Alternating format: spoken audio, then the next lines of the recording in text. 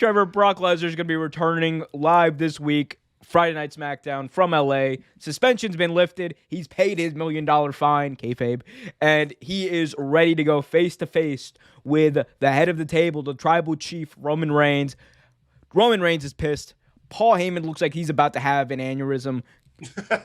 God help the Usos. They're about to get mauled. What do you think about this? Because Brock's coming back into the fold, right? And it seems like it's leading to a match, possibly not at day one, but at Royal Rumble.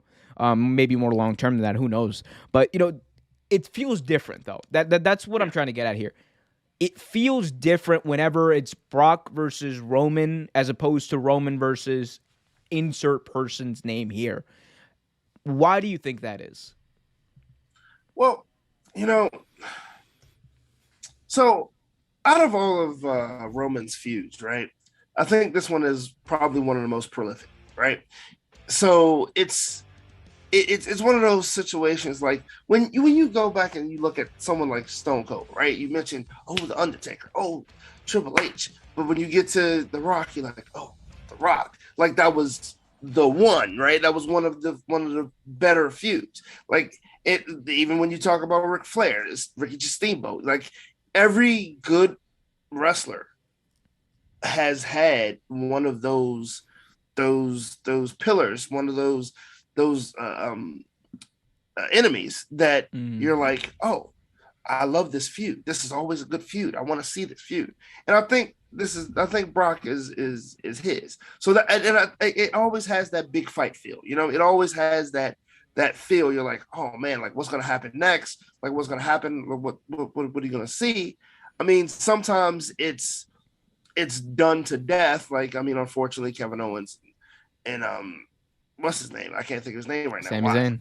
Sami Zayn. Why? And but when you have stuff like that, it always has that big fight feel, and I think that's what it is. It feels different to me. It feels, even though I am sick of it, but it's always fun to watch.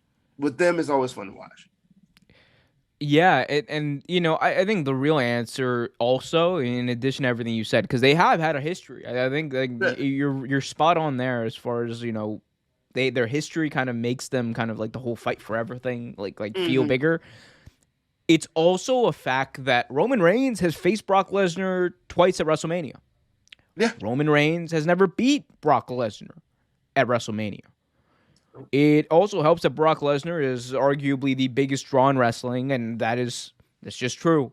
They're like, it is. As great as CM Punk, Kenny Omega, Bryan Danielson have been for AEW, as great as Roman Reigns has been in his current role here in WWE, John Cena is probably the only comparable one.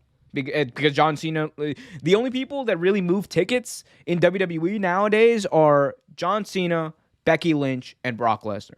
Two of those three are part-timers, essentially. Like, John Cena's not even part-timers. I think that's fair to say.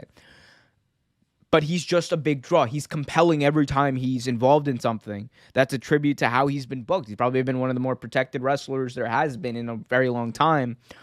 And I think the history as well plays into that. These two have done battle before. This is the one beast, literally, that Roman Reigns has really not been able to slay on his own, without the help of the Usos, and not in Saudi Arabia.